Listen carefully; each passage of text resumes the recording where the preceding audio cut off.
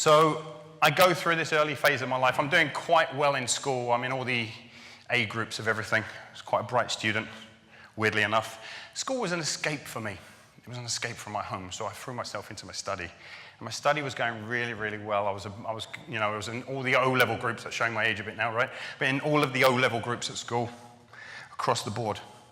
And one day, shortly before my 16th birthday, I woke up in my house to screaming, like really loud screaming. And it was the screaming that told me that my mum was being beaten up again, but that something was going horribly wrong, right? Not that it couldn't be horribly wrong in the first place, but she was being beaten up again. I jumped out of bed, I ran into the living room, and I punched my father as hard as I could in the chest. Weird thing is, as I pulled my hand away, my hand was covered in blood, and so was he.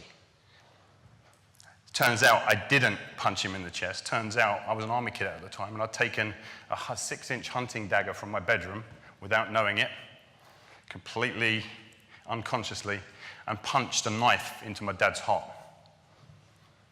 15 years old, stabbed the person through the heart. So my dad's training worked, right? You're going, shit, where's this going? This isn't very inspirational.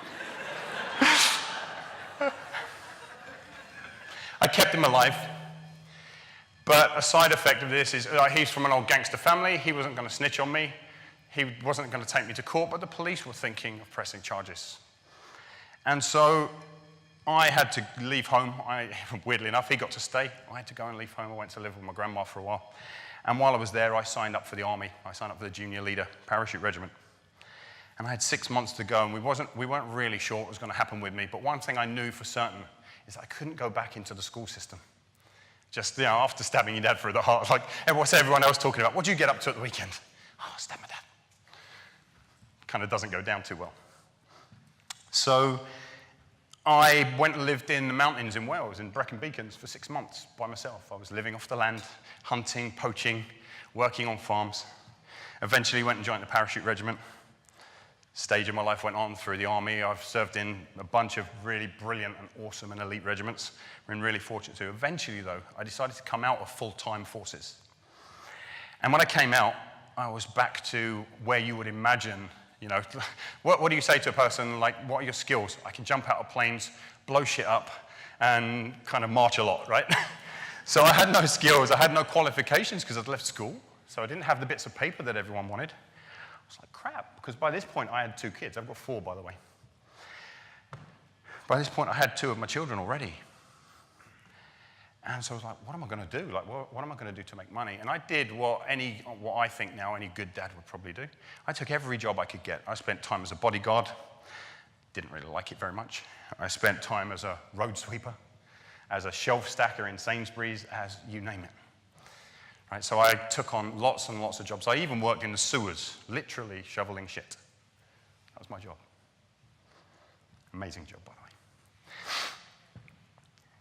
And eventually I was hit by an idea about what I could do with my life. There wasn't a kind of limit, because I was starting to fall into this pattern of thinking that life was just about making the money, going home, spending it, making the money, going home, spending it. I'm sure a lot of people can relate to that, because that's, for what a lot of people, that's what their life is like, right? But I got this idea, and I said, what do I really enjoy, and what am I really good at? And I'd been boxing since I was 12 years old. I'd been a soldier since I was 16 years old. At like 25, 26 years old, I'm like, I love fitness. I love working out. I became a personal trainer. From being a personal trainer, I moved into some very, I won't even bore you with it, but I moved into some really technical areas of rehabilitation, and then endocrinology, and then behavior, and a whole bunch of amazing things. I got to work with Bob Proctor at one point, Bob Proctor from The Secret, and he challenged me to write a book, and I wrote a book. And I wrote a book that's partly got that story in. So I wrote the book, and it went on to become a bestseller. In the first 7 days, it sold $107,000 US worth in the first 7 days. Against an audience, a target market of people like Tony Robbins and Bob Proctor and all those kind of things. I was like, shit, you can do some amazing things in life. And I've gone on since then to own and operate personal training studios. I've gone on to write international endocrinology certifications, international neuroscience-based life coaching certifications. My clients have included royalty and CEOs and you name it, right? The weirdest story to get to where I've got to. I can promise you, probably without a shadow of a doubt, I'm probably the least qualified person in most of the rooms that I attend. And I've spoken on stages to 500 people. I've advised governments on what they should do with certain aspects of behavioral change in their communities. And what this has given me is perhaps one of the most unique views on how we can give up a lot of our perceived ideas about what everyone else wants from us and what everyone else expects from us. You don't have to be a leader in order to make an impact. Right? That's a fallacy. The leadership game has been built in order to sell you into the next course that you have to take to get the next promotion, to take the next course to get the next promotion, to take the next course. But what if you could just sidestep all of that and play the game in a completely different way? Because look, this is going to sound really weird. You know, I just told you I'm an educator. I'm a coach. I'm a trainer. I do all these things. But the words that I prefer to describe myself with is visionary and guru. And you're probably sitting out there going, what? Who calls himself that? Me. I'm a visionary and guru. Here's why I'm a visionary. I tend to see things that other people don't see. Or actually, maybe that's not true. Maybe I see things that they see, but I see them in a different way. Or maybe that's not true. Maybe I see them in the same way, but I see a different use for it. Or maybe it's none of the above, maybe it's all of the above, and maybe it's a whole bunch of different permutations beyond that. And that in itself has enabled me to literally move into what most people would call leadership positions in every one of my 8 limited companies. Right? As a solopreneur, essentially, every single one of my companies make multiple 6-figure incomes. And ultimately, I get paid just to be me. Just think about what I just said there. Like, imagine what life would be like if you could be paid to be you. Not paid to be a leader or paid to be what an organization wants you to be, but paid to be you. Shit. There's nothing better than that. Get paid to be you. Why do I call myself a guru? Because I am. But so are you. The only difference between us is that I know it and I admit it and you don't. Guru comes from the ancient Sanskrit. Gu meaning dark, ru meaning light. A guru is just a person who shines a light on your darkness. You can all guru each other right now. Telling somebody, that sounds dirty, doesn't it? We'll talk about that after. But we can guru each other now. Like your children guru you all the time. If you've ever not known how to play a certain game on Xbox, your child gurus you, I'm sure. They take you out of the dark and into the light. It can be that simple. At the moment, guru has become a dirty word. Fitness guru, marketing guru. We do this bunny ears air quote thing. Right? But what if we reinstated the real beauty and power of guru back into our own lives and actually chose to do that? You just said, I'm not going to play the leadership game anymore. I'm just going to go out into the world and shine my light as brightly as I possibly can. And as soon as I say that, usually in a room, there's some people that go, oh, wow. And there's other people that go, And there's other people that go, that's all right for you, not me. No one's going to listen to me. I've got nothing really to offer here. I want to share with you that every single person in this room can be paid to be themselves without going on another course, without taking another certification, without reading another book. You could leave today gurus. Because the truth is, you came in as gurus already. All you've got to do is decide to put the t-shirt on. Right? And then you've got to learn to do the pec dance. Right? That's part of the deal. So I'm going to prove to you that I'm a guru. I'm going to absolutely prove it without a shadow of a doubt, because I'm going to read the minds of each and every beautiful soul in this room right now. I can tell you without a shadow of a doubt why you started your business. It really only comes down to kind of remembering what you really, really wanted on the very first day that you said, I can go and do this for myself. Like, I don't have to work for this guy or this girl. And that even if they were really nice, you said, I I can do this for myself. And here's where the mind reading comes in. Because the only reason you set your businesses up is that you said, if I do it for myself, I'm going to have a lot more fun. It's going to be so much more fun. If I do it for myself, I'm going to have, oh my God, it's going to be so much more freedom. If I do it for myself, I'm going to be so much more fulfilled because of the impact I'm making in the world. And if I do it for myself, oh my God, there's going to be like gold nuggets beside the bed cabinet, and it's all going to be mine. That was the story you told yourself, right? Fun, freedom, fulfillment, financial success. They're the only 4 reasons for starting a business. Because you can have a shitty day getting paid by anyone for anything, right? I could have done that in the sewers, literally shoveling shit. Fun, freedom, fulfillment, financial success. Now comes the Dr. Phil question. So how's that working for you? How many of you have got all 4 of that in the proportion and the amounts that you go, yeah, it's amazing. How many of you have got it already? All 4 of those. A couple kind of close to it, a couple of hands going up, but most of them no. And I find that really sad. I find it really sad. I'm kind of sad for you. Not like you're a saddo, right? But I'm kind of sad for you because it's actually much easier than you think to have all of that. Much easier than you think, right? So the real question here becomes, where did I go wrong? Like if you've just admitted to yourself, well, first off, congratulations, because by not putting your hand up, you actually just admitted that what you're doing isn't working. I hope you know that. What you're doing isn't working, because otherwise all the hands would have gone up. So congratulations, because the truth will set you free. And this is the start of it. This is where it can all change. But if we're going to admit that then begs a question. Because if we're not going to explore where it went wrong, we can't stop doing the stupid stuff that we're doing that's keeping it going wrong. So I'm going to stroke the arm. I'm going to put my guru head back on again. And I'm going to take what I believe is a really good stab at where it went wrong in your life. Went wrong because you started to play, in some way, shape, or form, the leadership game.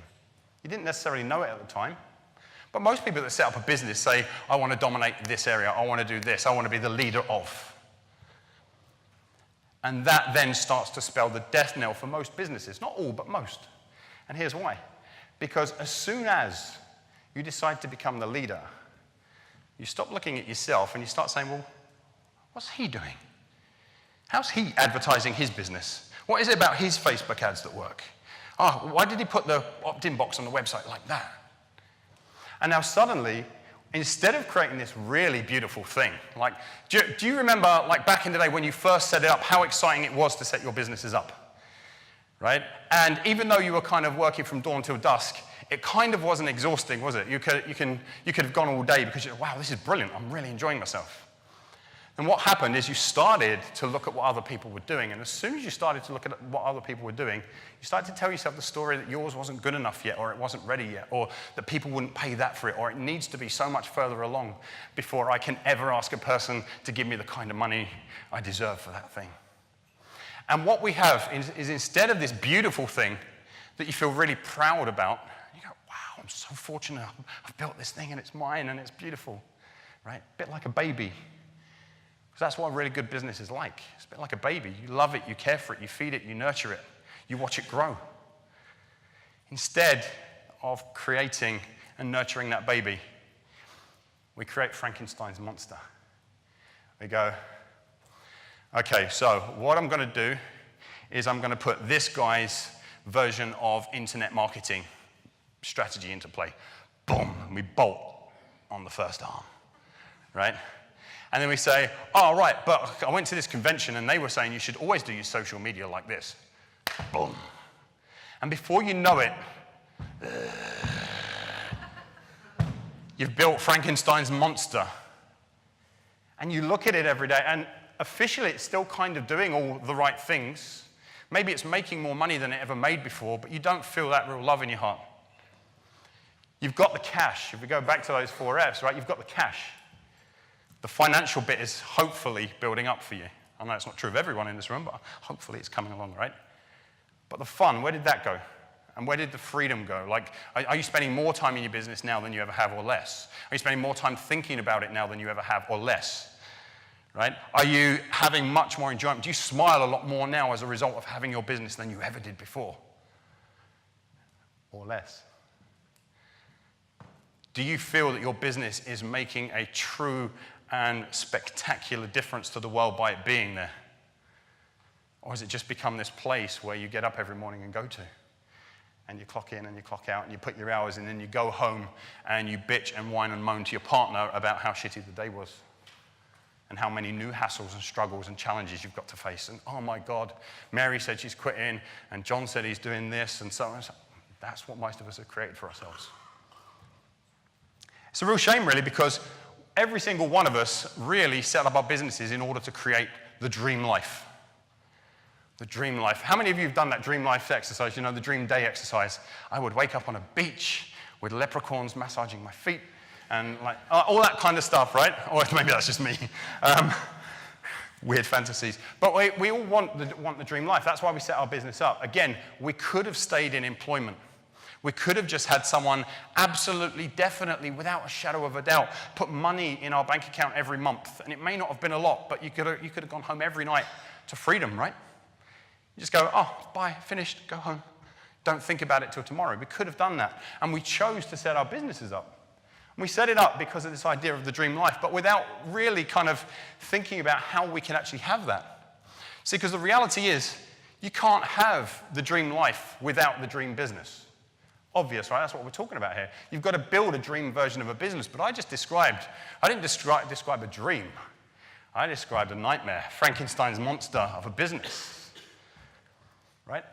You can't build a dream business without attracting your dream clients. It just doesn't work that way, right? If you've got your dream business, you've got people that are staying more, playing more, paying more, saying more, they're communicating with you, and the entire thing is an enjoyable experience. And most of us don't have that experience. We're losing our clients almost as soon as we get them on board, right? It's transactional. It's not relationship-based for most people. And if that's not true for you, if you go, I keep my clients for ages, then that's awesome. You're one of the few. Hopefully you're attracting your dream clients. But you know if they're dream clients, because are you complaining about them once they're gone? Like, oh, I can't believe that John wanted that discount on that packaging, and he wanted that. Like, if we're complaining about them, they're not our dream clients. I'm really fortunate. Like, I love my clients. I literally love my clients. From neuroscience, the concept of love is actually a neuroscientific term, all right? A neuroscientific concept. It's part of your brain called the anterior cingulate cortex, ACC. And it just so happens that the ACC is responsible for acceptance, connection, and care, which are the ingredients of love. Many people don't love their businesses. They don't accept their business and the way it's run. They don't accept their clients. They're not truly connected. They're not truly connected to themselves. And they don't truly care about most of the things. What they end up caring about afterward is just, how can I get that? How can I make sure we remain in positive cash flow and that there's profit? It's not the same as being in love with your business. So how can we attract our dream clients if we haven't created our dream products? I mean, the ones that really turn you on, the ones that get you fired up, the ones that make you think, wow, I'm so proud to have this bloody product. I'm so glad I'm not being made to sell something else I don't really believe in, or something that's just so, or, right? I'm so excited and proud to bring this thing to the world. Well, you're not going to create your dream products if you're not actively creating your dream self. That's the reality. You don't have the dream life because you haven't created the dream business. And you haven't created the dream business because you're not attracting the dream clients. And you haven't attracted the dream clients because you haven't created your dream products. And you haven't created your dream products because you don't know yourself well enough, and you're not connected enough, and you're not inspired enough by your own dreams about what life could be. You could have made anything. You could have made anything. Any number of decisions, any number of choices, any number of products, any number of services. And I don't care whether you make what they call them in that movie, the flugel binders for shoelaces, or whether you make kind of coat hangers or soap. I don't really care. I don't care about your products. I don't care about your goals. I always say this to my clients. I don't care about any of that. I care about you. I care about the people that I work with and work for and collaborate with in this life. And what I care about is that they are living their life as a true expression of who they most wanted to be. Who did you want to be when you grow up? How did you want it to be? And where did it go so wrong? I just told you where it went wrong. It went wrong as soon as we started to say to ourselves that we can use other people's benchmarks as benchmarks for ourselves. I'm going to be the market leader. As soon as I become the market leader, or as soon as I attempt to become the market leader, I've started the journey of moving away from what Floyd earlier called the true north. My business is no longer about my business. My business is about your business. Amazing hypnotherapist. I wanted to enter that market. How do I make sure I kick her ass and steal her clients? Leadership is exhausting. Leadership is exhausting. You enter the marketplace and you see the leader over there and you go, one day that's going to be me. Right? So you chase. He did tell you that I actually had a near heart attack last year, right? Right. So I spend my career chasing other people. And I get there, I go, yes! And then I look back and I see the new people entering the industry. And what are they doing? They're chasing me. So I spend my entire career running. I run to catch someone or I run to stay ahead of someone. How, in any definition of the word, can that be considered leadership? If every decision I make is being dictated by, okay, I have to catch that guy, I have to keep ahead of this girl. How is that leadership? It's coming from a place of fear. Earlier on, he said, what's your biggest fear? And I think it was Floyd that asked that question, wasn't it? What's your biggest fear? And most of the people in this room that responded said what? Failure. I'm going to share with you an inconvenient truth. I love inconvenient truth. It's inconvenient because you've told yourself that you fear failure, which is simply not true, but it's something then that keeps you from taking action. Do you know what you really fear? You know what? In coaching, we talk about the thing is not the thing, or what lies behind the behind. None of you are afraid of failure, but every single one of you are afraid of the judgment that comes alongside of the failure. When people look at you and say, "What? Oh, you screwed that one up. Oh, you did. Oh, you didn't make as much money as you said you were going to do. Oh, what? That plan flopped, did it?" You're scared of the judgment that comes alongside the failure, not the failure itself. How many things have you failed at during your lifetime that you just really didn't give a crap whether it succeeded or you just went, "Oh, it's just nothing," and you just moved on? We're not afraid of failure because life, by definition, means that you're going to fail most things. You don't have to succeed at everything. But what most of you are scared of is what happens when, do they still think I'm good then? Like if I didn't make all the money I said I was going to make, if I didn't create all the products, if I didn't lead my industry, what will mum and dad think? What will my boyfriend think? What will my partner think?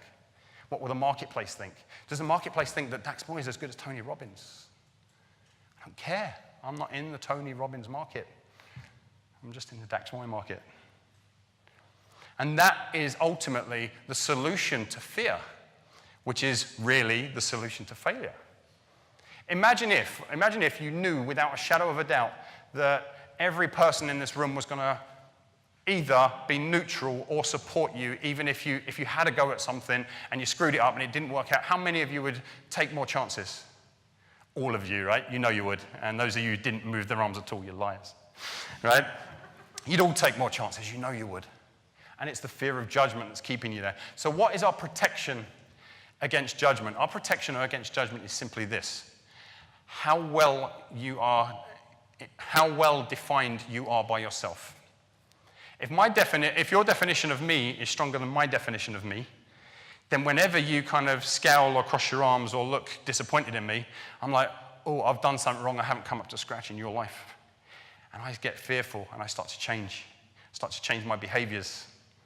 But if I say, hey, look, everyone here is entitled to their opinion, But I might get off and you might go, what was he going on about? And that was crap. I can promise you this, I would be disappointed if everybody in this room didn't enjoy the talk. But nothing that anybody in this room says or does is going to affect how Dax Moy feels about Dax Moy. I'll just go, oh, maybe I pitched the wrong thing to the wrong audience in the wrong way, wrong time, and that will be all it is. Because I've done the work to define myself. My belief is greater than your doubt. How about instead of trying to lead others, ask yourself if you are a person that you would follow. And I don't just mean, because I've made a few quid here and there. I'm talking about, you know what life is really like for you. You know the dark thoughts that run through your minds, that crawl through your hearts, the doubts and the fears and the concerns. You know how you handle your stresses. You know how you speak to your partners when you get home, and you know what you're saying, all the time you're bitching and whining and complaining and moaning about. You know those things about yourself. Answer in the totality of the picture, am I a leader that I would follow? That is the bit that scares most people, because that's why most of us never even, if we want to stick with that old terminology of leader, that's why most of us never even truly step into leadership. Because if I become a leader, then I've got to stand up, and that means I don't want them to see all of that crap, and I don't want them to see how stressed I am, and I don't want to see how burnt out I am. So we spend our life acting. And if we spend our life acting, we spend our entire lives fearful of being caught, being found out, for being a fake and a fraud. That's the inconvenient truth. The inconvenient truth is that you only truly get to make the kind of impact on life that you were put here to make. I mean, literally, leave your fingerprint on life on the day that you check out. You only truly get to do that if you show up as yourself. I don't want to meet a person who's a copy of another person who's a copy of another person. I want to meet the authentic you. Authentic comes from the ancient Greek auto hentes. It means self-created. Same as author. Same as authority.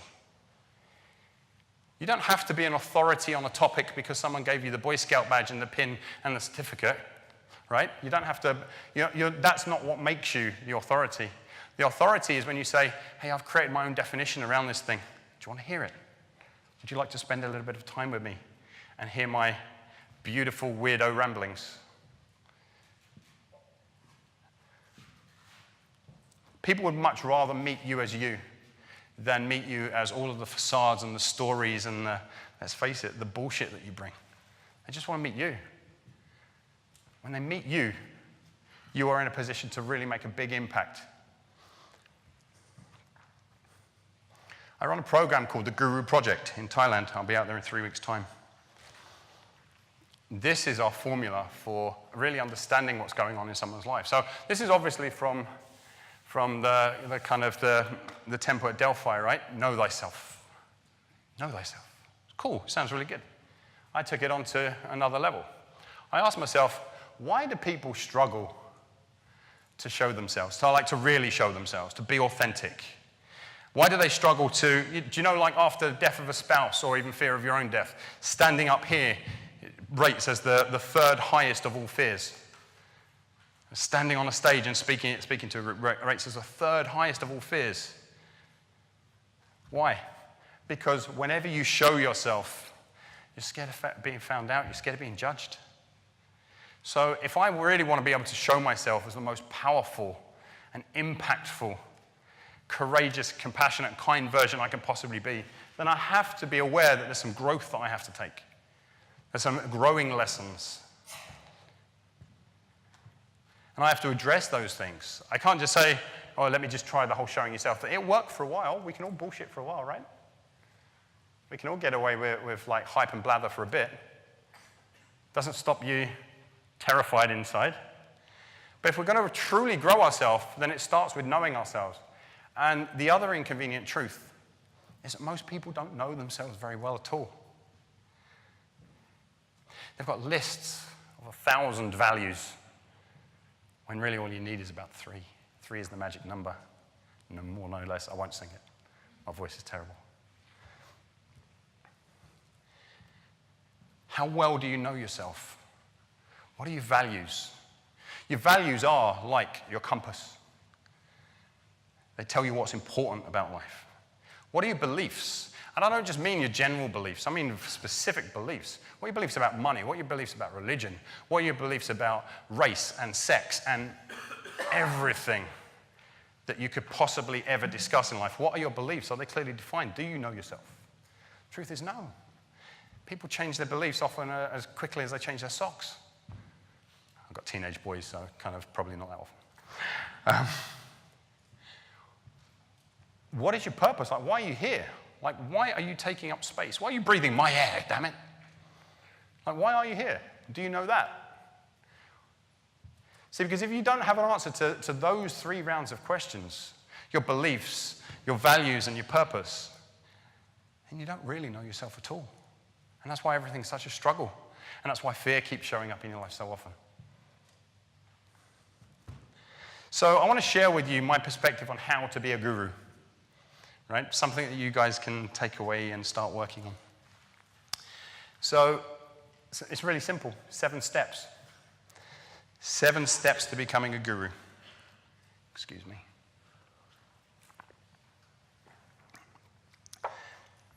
My formula for creating gurus is based around 7 M's. And the first M is to know who the messenger is. Now look, straight away you can see something different in the way that you've been taught to market and the way you've been taught to show up in the world. Most of you have been taught a model that says, some variant of, look to the thirsty crowd, give them a drop of water for free, sell them the second one. Right? Look to what the market wants, create it, serve that need. Makes sense. When you're in survival mode, that makes sense. Like if my family aren't going to eat tomorrow, then I'm going to do exactly that. But survival-based thinking is not a way to live long term. You've got survive at one end of the spectrum, you've got thrive at the other end of the spectrum. Where would you rather live? See, if we want to actually move to thrive, we've got to stop doing the things that we do just to survive, trying to replicate and grow that same pattern over and over again. Because it makes no sense. The things that we do to survive are very, very specific, right? Kind of, I'm ex-military, done plenty of survival courses. And there's crappy, horrible, nasty things that you eat out of like drains and bags and bins and all kinds of stuff because you're 10, 12 days with enemy chasing you, that's part of the game. Okay, this is to survive. I'm being taught to survive here. That's not what I choose to do every night of the week, right? Kind of my wife's cooking me a lovely dinner and I say, I'm just going to pop out to the drain and the garbage and see if there's anything there. Inane and insane, I know. But think about how your survival-based thinking tends to continue on, and you're wondering why you're not thriving. Because survival thinking can only create survival reactions. Thrive thinking creates thrive responses. What do you want? You want to thrive. So we don't look to the market first, we look to the messenger. So who am I? What do I know about myself? Again, what are my values? What are my beliefs? Right? What are my morals? What are my ethics? What do I believe about literally everything? Most people will spend more time choosing where they're going to go on holiday and what clothes they're going to wear than choosing who they're going to actually be as they walk the world through the days of this absolutely amazing, beautiful, awesome life. I haven't got time for that crap. Value stuff, sounds really good. Oh, yeah, I've got a kind of pocket full of various ideas. I'll come back to that one day. Do you know what? You're going to keep getting taught the same lesson over and over again until you do come back to it and do the work. That's the way it works. It can't work any other way. Until you learn the lesson, it keeps getting repeated. Decide who you're going to be as the messenger. Next, decide what your message is.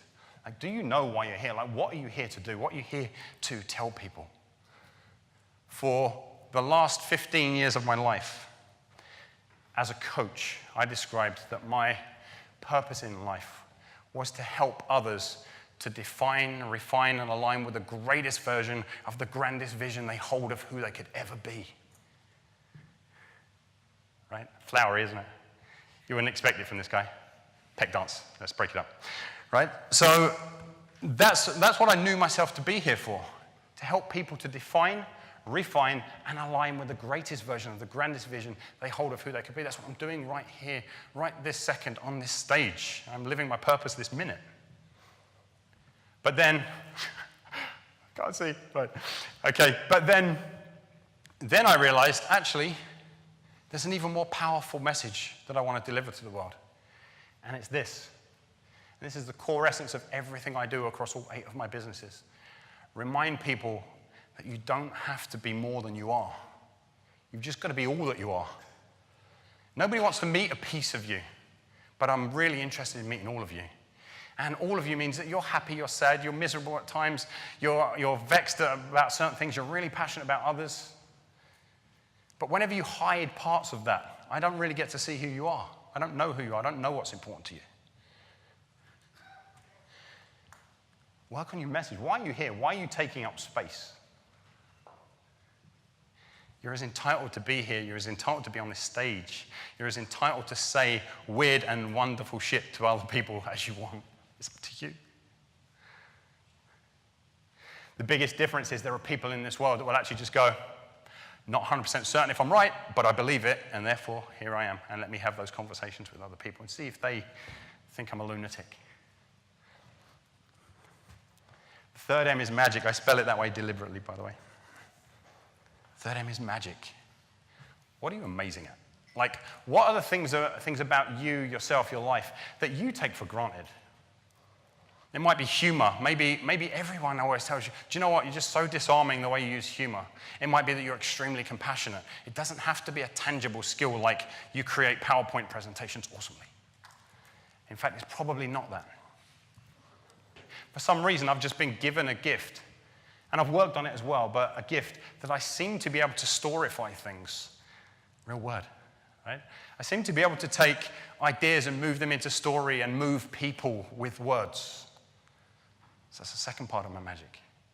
And the third part of my magic is that I have almost annoyingly a tendency to systematize everything. So I make something simple, I tell a story about it, and then I create the 7 M's of Guru, and the 8 M's of Mind Map, and the 15,806, no, that's something different, right? But I take things and I turn them into systems, which means that I can then move those, I can teach it to anybody. If anybody here wants to be a neuroscience-based coach, transformational coach, I have a system for that. And you could learn it like that. Systems, stories, and simplicity, that's my magic. I didn't say anything particular about any one thing that I could do, right?